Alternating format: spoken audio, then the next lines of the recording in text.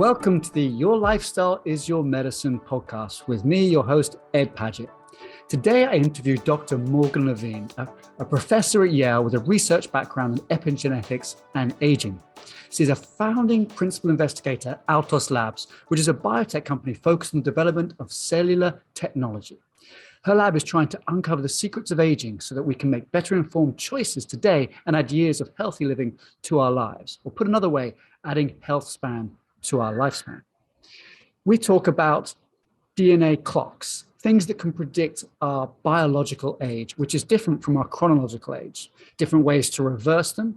And we also get into the future of anti-aging, which can be things like plasma transfusions, gene editing, and a whole host of things that I'd never heard of. You're going to love this interview with Dr. Morgan Levine. So without further ado, here we go. Morgan Levine, thank you so much for coming on the podcast. I'm really excited to learn from you and have a great discussion. So how are you doing today? I'm good. Thank you for having me. Okay, excellent. I wanted to kick this off with finding out a little bit about you, about how you became a professor at Yale and how you became a principal investigator at Altos Labs. How did it all start? Yeah, so it wasn't necessarily a completely straight path. It's not like I grew up and wanted to be a professor, but I was always very interested in aging and in health. So my father was much older when I was born. He was in his mid-50s, and I was very concerned always with his aging process, with his risk of disease or dying. And I became very interested in health. And then as an undergrad, started studying. At first, I wanted to be a doctor. I was pre-med, and then became very fascinated with research and actually kind of discovered that there's this whole field of aging where people can actually look at ways to hopefully slow or even now we think potentially stop or reverse the aging process. So I did my PhD in aging research, went on, did a postdoc at UCLA studying epigenetic clocks, and then moved to Yale. Oh, wow, exciting. Okay, well, I want to get into a little bit of your PhD, a little bit of the epigenetic clocks, but also let's just talk about aging for a second. So when most people think of aging, they're thinking about like years on their lives, right? And we're getting older. But there's another aspect to aging that you talk about called biological aging, but also there's phenotypic aging and functional aging. Could you take listeners through the definition of those things for us? Yeah, so most people think of their chronological age, which again, as you just pointed out, is just how long you've been alive. And we think about this a lot because it's actually highly correlated in humans and a lot of other species with what we think of this biological aging process, which is just kind of the degree to which your biology changes over time. And we think that these changes that your body is undergoing is what leads to the manifestation of diseases as you grow older or functional decline. And so we tend to measure biological age in general, just saying compared to the average person in the population, your biology looks like someone who is, let's say 60 years old or 30 older. Years old. Yeah, yes. Whatever. Hopefully younger. Yes. Yeah, exactly. And this is the age that's actually much more meaningful than chronological age because it's actually something modifiable and it varies from person to person, whereas chronological age is going to tick continuously no matter what we do. What are you looking for with biological age? Are there certain markers? Yeah, so biological age can be measured in a lot of different ways. And actually the field doesn't agree upon how exactly it should be measured. So almost anything you can measure about your biology can hypothetically be used to infer something about a biological age because so much is changing as we age. Typically, people use something called epigenetics, which is not changing your DNA, but it's changing which genes are essentially turned on and off. And this tracks really well with age, and we show is actually very predictive of remaining life expectancy, of disease risk, and all these other things. And your field is epigenetics. Yeah, so that's why I got interested in this is I'm very curious about how our epigenome changes as we age and what that means for kind of our health as we age. Right. And so when I was reading your book, I realized that I had the concept of epigenetics slightly wrong. So there's a guy called Dr. Bruce Lipton. I'm not sure if you're familiar with his work. So I met Bruce Lipton a while back, and we were talking about the environment influencing the DNA. And to my mind, it was the external environment of the body influencing the DNA. But what you're saying, or in the book, you describe it as it's the very outside of the DNA strand influencing the DNA. Are they both correct, or have I got it wrong with Bruce Lipton's understanding that I have? Is that wrong? No, it's not wrong. That's kind of one form in which you can have this epigenetic kind of memory or epigenetic modifications. But really what it is these chemical changes to our DNA, which is basically turning on or off different parts. And I like to think of it as it's giving each cell their kind of phenotype. So it's like the operating system of the cell. So, a brain cell will have different parts activated than a skin cell. And we also know old cells have different parts activated than a young cell. And in relation to what you were talking about, it's also how our body can encode things about our external environment or even the internal environment and actually be responsive and dynamic to that. Okay. And so how do you measure it? And what are you looking for in these biological clocks? Yeah, so biological clocks, particularly epigenetic clocks, are based on one form of epigenetic modification that's called DNA methylation. And basically what that means is, in your DNA sequence, you have A, C, G, and T, which are the different nucleotides. And you have these different regions where you have a C right next to a G. And these regions can have this kind of addition of a methyl group. You can almost think of it as this chemical tag on the DNA. And what we tend to think is when it's there, that part of the DNA is closed down, it's inactivated. When it's removed, it's, available and active. Right. And for the clocks, what we can do is go through, your whole DNA sequence and say, what is the pattern of these tags? So are there certain regions where you have more or less of them? And we know based on age what the expected pattern will look like. And so we can kind of put this into an algorithm that says you have the pattern of someone who is, what a given chronological age. Right. And so you're comparing this to a database of samples that you've already taken as like a baseline. Yes. Yeah. So when we develop them, we take this kind of baseline or reference population and develop the algorithm based on those. And was this research you were doing at Yale, or is that more with Altus Labs? So this is research I've been doing since I was even at UCLA, or even slightly before during my PhD. So yeah, it's and these clocks have continued to get better and better, and we're starting to understand them a little bit more, although not perfectly. But yeah, the field is continuing to evolve. And you personally have developed a clock, is that correct? Or you and your research team? Yeah, so in 2018, I developed what was called the PhenoAge clock. We've since developed a few other clocks and are continuing to kind of work on them. But we're more interested in actually now trying to understand and dig deep into what these changes are, what's driving them, whether they're modifiable, rather than just continuing to develop new clocks. Exactly. So one of the things in your book, the questions that came to me is, so you're measuring the DNA methylation, and is that a consequence of something, or is it the thing that's actually aging us? Like, what's your thoughts on that? Yeah, so there is not good evidence either way right now. A lot of people think that it may have a causal role because DNA methylation is very integral for things like development. So we think, maybe actually with aging as well, it's having this causal role. But we don't know for sure yet. My hypothesis is there are certain DNA methylation changes that are probably causal and others that are just consequential or readouts of what's going on in the system. Yeah, interesting. I guess there's no easy way to figure that out. Yeah, it's hard to go in. I mean, there are ways actually you can go in and change the methylation at a certain site, but the problem is you would need to change it at hundreds of thousands of sites. So that's where it gets kind of difficult. Right. And we might get into that later with the gene editing, potentially the future.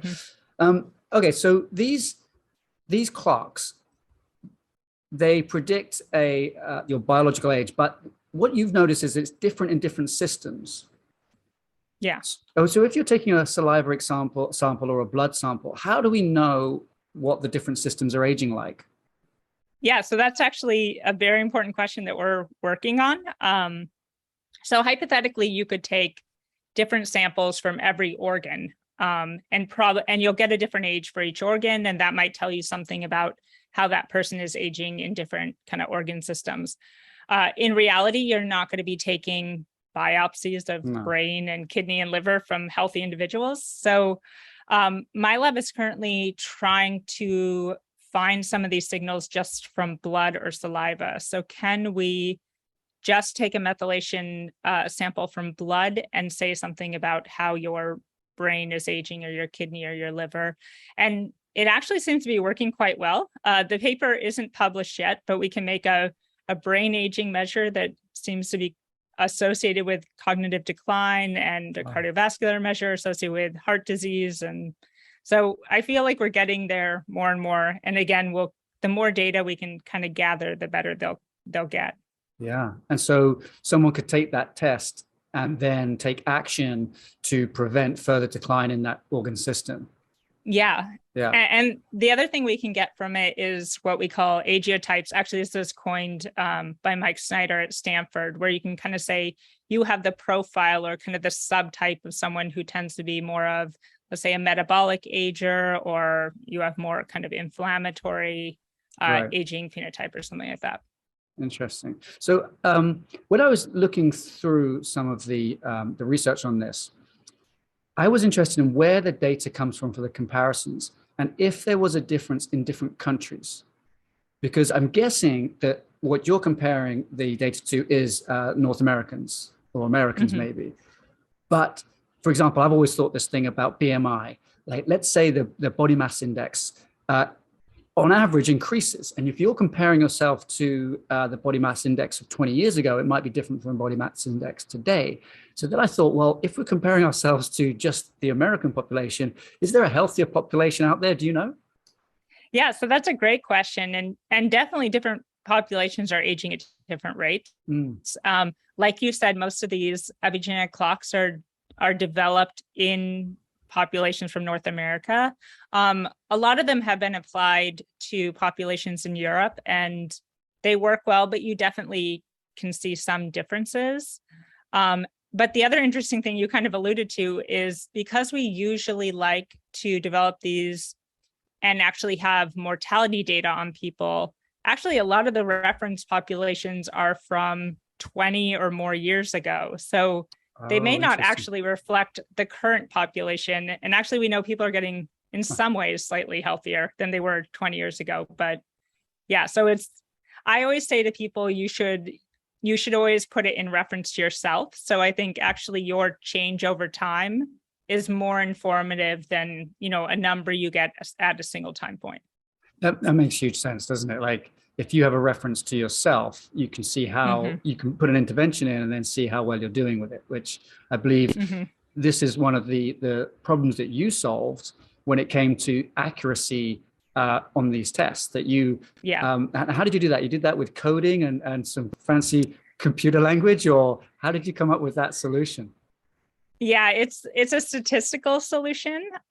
So yeah, the issue was always that you could measure even the exact same blood sample and you could get up to 9 years difference in your predicted age. And as you can imagine, if you're using yourself as a reference point, but you have a plus or minus 9 year difference, that can be a big problem. So we actually used a statistical method, which instead of looking at individual sites across the genome, we looked at bigger patterns because a lot of sites are actually changed synchronously together. So we figured the signals that are these kind of synchronous patterns are probably not noise. Any kind of single CPG change that's not captured by the whole is probably technical noise, and we can kind of remove those. And you made them more accurate. I read that in your book and I was like, that is brilliant. That's why you're working where you work. So, yes. So someone's listening to this and they're like, okay, now I can test it is possible to test my biological age. But they might ask the question of, well, what is aging? Mm-hmm. Like, isn't it a natural process or is it unnatural? Is it like a disease? What's your thoughts on that?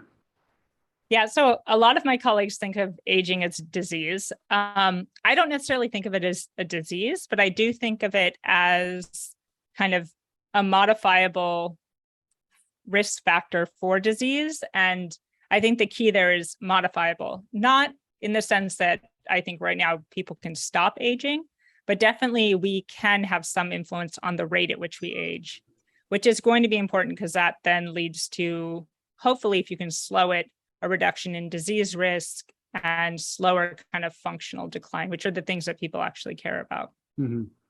Yes, I heard a statistic, and I'm gonna mess it up, but it was something like if we can add another year of health span to people's lives, it's $1 trillion on the economy. Oh yeah, and yeah.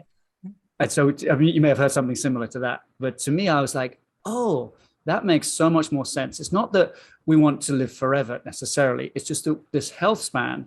And for my listeners, health span is the years of healthy life we have within our lifespan of chronological age.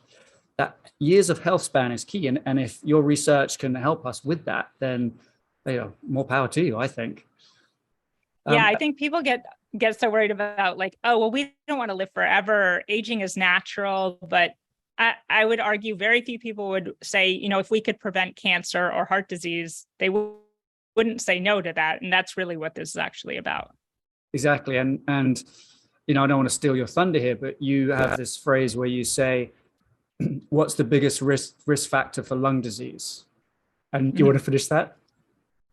Yeah, no, I think almost everyone says, oh, smoking is the biggest risk factor for, like lung cancer. But in reality, age is the biggest risk factor. And that's actually across the board for almost any disease, except, some of these kind of childhood conditions or a few other kind of genetic diseases. Mm-hmm. Aging is always the biggest risk factor.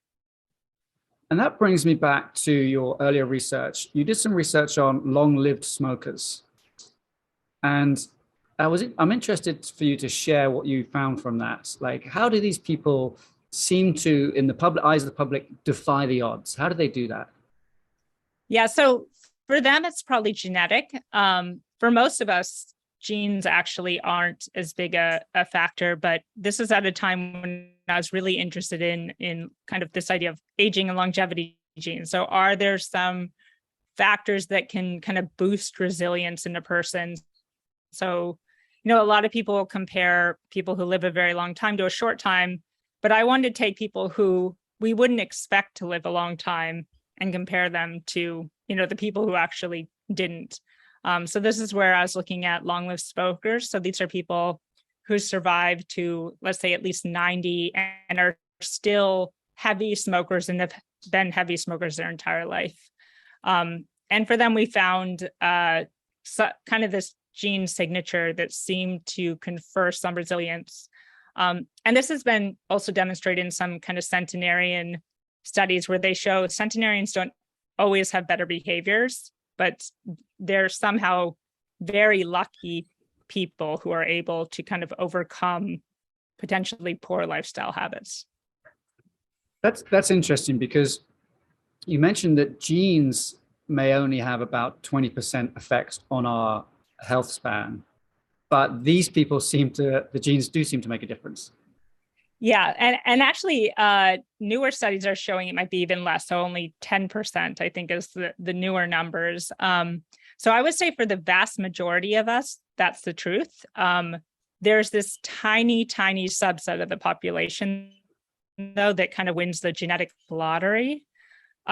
But just with a regular lottery, I wouldn't hedge your bets that you're one of those people and just live a, not healthy lifestyle, because the likelihood is probably not very good. Even if you have kind of long-lived people in your family, the chance that you got all the right kind of permutations of genes passed down is small, not very likely.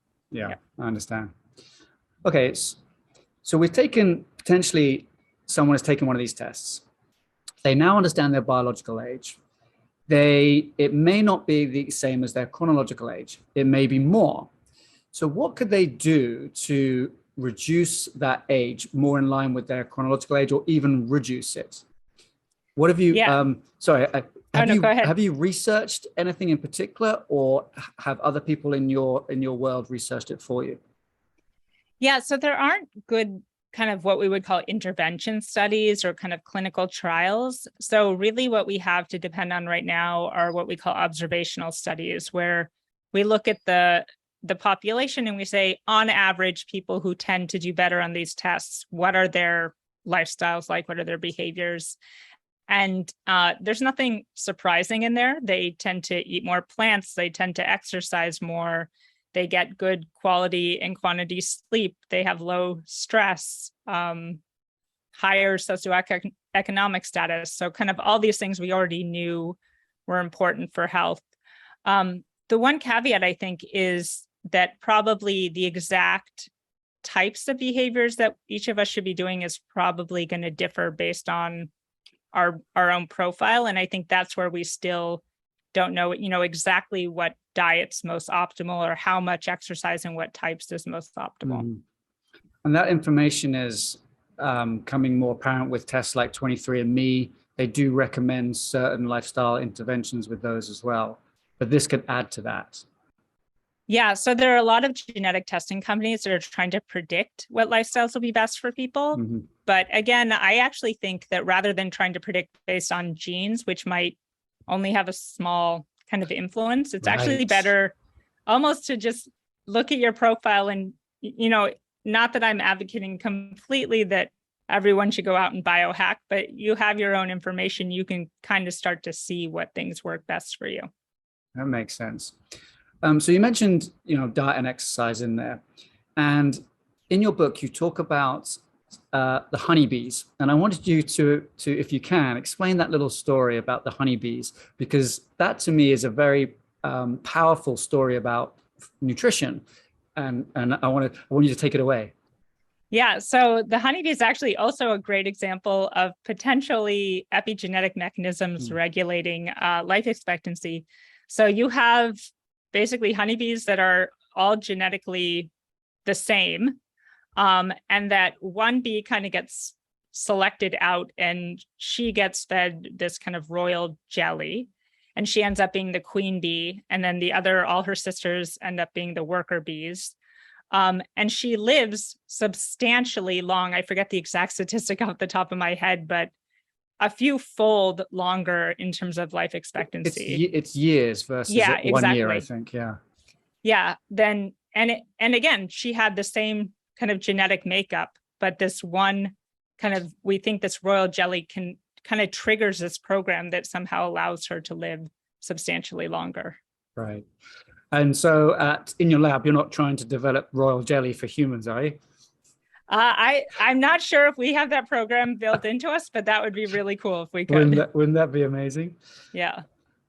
Okay, I wanted to ask you about a different study that's completely in a different field from you. It's more in the psychology, but it's the Harvard study of adult development. It's that longevity study. Are you familiar with it, where it's ongoing for 75 years now? A little bit, yeah. Not Okay. I haven't worked with it or anything like that. So one of the things they're doing is they're taking bloods and lipid panels, and more recently MRIs, yearly on each one of the participants, and they're tracking their degeneration over time. And the lead researcher has a TED talk, and I'll have to reference it in the show notes. He talks about the biggest indicator of a healthy 80-year-old is not their blood lipid panels, but the quality of their primary relationship, the quality of their partner. Have you come across that sort of more softer aspect of things with regards to the DNA and the genetics? Yeah, I know people are definitely looking at this. I would challenge that actually I think some of the more comprehensive measures, not just a lipid panel, actually probably would be more predictive of life expectancy. Mm-hmm. But I do think that these things are all related. So we know too, psychosocial factors actually can influence some of these more biological and molecular measures that we capture. And so I actually don't think they're completely distinct, but those things have to be acting through some biological pathway to actually be able to influence your health. And I think the key is actually figuring out how, our social lives, our psychology actually impacts our body overall. Well, I guess, just listening to you talk there, it would be if a relationship is positive, or conversely, if a relationship is stressful, we'd be bathing our cells in stress hormones, cortisol, and so on. And those cells then would sort of, as they replicate, they would potentially change slightly in response to that external environment. And there's a lot of stress pathways that can be activated. And we know things like psychosocial stress can contribute to kind of a pro-inflammatory profile and all these other things. So that will probably get integrated into, our cells and our biology and our physiology. Okay. We've talked a little bit about how we can slow down those clocks with lifestyle interventions. But what's on the flip side? What speeds them up? So probably the biggest thing is smoking. Again, perhaps not surprising. Not in that very small group of people, but yeah. Yeah, except for those very, very special people, 1% of the population or less. So we find on average, smoking will accelerate it by probably around 10 years on average, which is on par with life expectancy. So on average, smokers have about a 10-year reduction in their life expectancy compared to never smokers. Okay. And anything else like drugs, chemotherapy, that kind of thing? Yeah, we've done a little work looking at chemotherapy. It seems, again, to accelerate it, but then actually exercise interventions can kind of counteract that to some degree. Drugs and heavy alcohol use will accelerate it. And again, kind of what we're talking about, stress. So particularly people living in poverty who have a lot of psychosocial stress throughout the day, that can also accelerate it. What about a little bit of stress? I was listening to Tony Robbins talking, and these are things he was doing. He was doing cold exposure, cryotherapy, saunas, hyperbaric oxygen, impulse magnetic frequency, which I had to look up. I've never heard of that. And then NADs and MNMs, or NMNs, yes. So he's doing all those things. But when you look at those, they're actually stressors, most of them. So how does that work? Yeah, so we call these are considered like very short acute stressors. And a lot of people refer to this as hormesis. So it's actually this very mild stress, which actually makes your body more resilient because it can kind of recalibrate.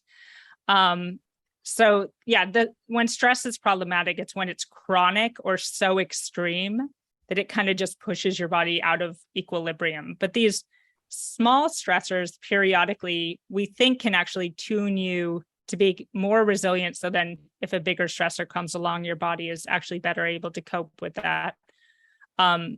Exercise is actually an example that people don't think about very often. This is a stressor, your muscles tear, your heart rate gets really high, but actually it's beneficial. And then the other one that people study a lot in aging is actually caloric restriction, which again is this kind of mild stressor that actually ends up having a beneficial effect on average. And have you tested that with the clocks as well, done interventions with intermittent fasting or caloric restriction and exercises?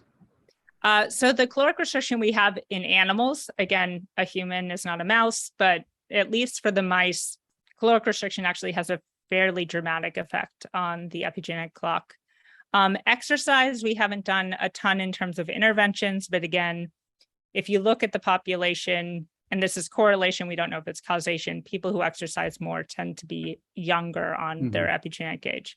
And from an evolutionary point of view, those two interventions seem to make sense, that we as a population of hunter-gatherers would have sort of exercised in inverted commas and potentially gone for times without eating much.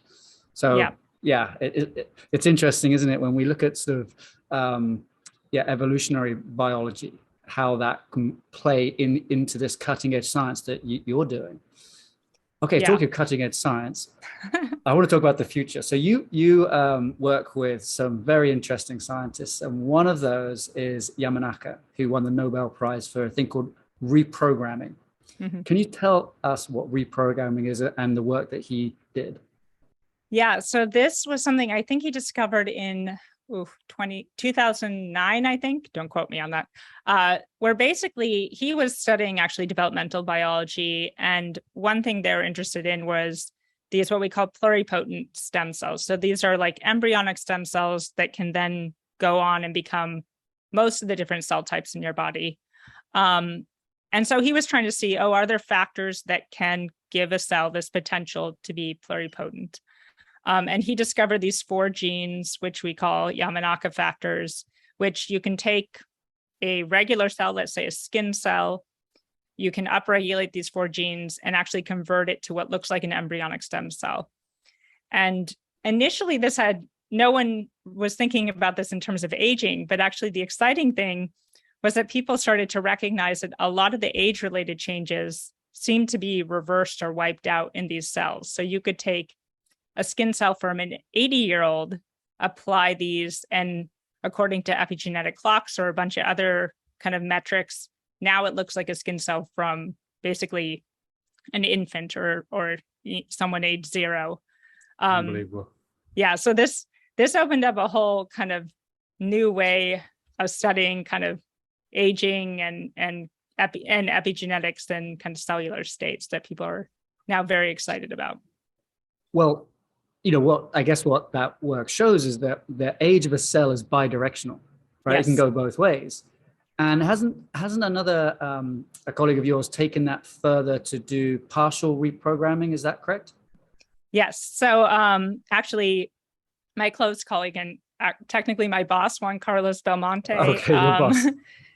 He actually discovered this idea that you can do what's called partial reprogramming. So what Yamanaka did was what we consider full reprogramming. So taking what we call somatic or, a cell with a cell type back to this embryonic state. But you don't want to turn your body into a bunch of embryonic cell. You want your skin cell to be a skin cell and your liver cells to be liver cells. So what they found is you just can pulse this on and off. So you turn the genes on for a little bit, take them off, turn them on, and it kind of just pushes the cell back. So we think it actually reverses the aging parts first, but the cells maintain their identity. So this is where if you can actually figure out how to get this working well in an organism, has a lots of exciting therapeutic potential. Huge, but it hasn't been done in an organism yet. It's just in the dish. It's been done in a mouse, but it's a transgenic mouse, so it's not something you would do in a human at this state. So what's a transgenic mouse? So basically, their genes are modified so that when you give it doxycycline, it'll activate these 4 genes, but you're not going to do that in a human. So we have to actually figure out how you deliver in vivo in a human, or even there's a lot of interest for transplant to actually figure out how you can do this outside the body hypothetically before putting an organ into a, Yeah. So, okay. So you could have a geriatric patient who dies, but reverse the age in their organs and put them into a younger person, a younger recipient. That's hypothetically. Mind blowing. Yeah, hypothetically. We're not there yet. So there's a lot. Yeah, there's a lot of organs that get thrown away because they aren't considered too old. Good. Yeah. But if you could actually figure out how to restore them, then we'd have hopefully some fix to the organ shortage problem for transplants. And could this work in food, or is that a completely different thing? I don't know of anyone working on that. I do have actually a colleague, Vadim Gladyshev, which studied the age of food and actually found that older food actually was worse for you than younger food. It hasn't been validated, but I don't know if that gets exactly at your question. But no. Well, I was reading recently about for my listeners, there's a gene editing tool called CRISPR, which is becoming more and more into the common parlance at the moment. And in the UK, where I'm from originally, it's now left the EU and it can use CRISPR to modify crops. And so it's not genetic engineering, it's gene editing. And so the argument is that these little snippets they might do in the DNA of the fruit, for example, might happen naturally anyway through evolution. And so they've taken was it a tomato, and they've increased, or tomato, and they've increased the amount of vitamin D in it just through using CRISPR. So that then it made me think, well, okay, if they could do that with CRISPR, perhaps you guys can actually make it get younger. Yeah, so actually the exciting thing for the Yamanaka factors is you're not changing any of the genes of, the cell or the organ or whatever it is. You're just turning on things that were turned off after development. So it's more reactivating things that your system has turned off. But yeah, hypothetically, it would actually be safer if you could just figure out which of these factors could regulate certain things, assuming they were things that were already encoded in the genome, which would be different from gene editing. Yeah, interesting. And then what else is there? There's something I read about this plasma exchange that has some bad press to it because it conjures up all sorts of sort of dystopian nightmares. But what is plasma exchange? Yeah, so this came out of a very, what some people might consider creepy types experiments called parabiosis, where actually hundreds of years ago, they first studied this. They took two either rats or mice and actually sewed them together where their circulatory systems were connected. So, their blood was going across both animals. And at that point, they were showing, and even recently again, that a young animal connected to an old animal, the young animal did worse than a young animal connected to a young animal. And the old animal did better when connected to a young animal than another old animal.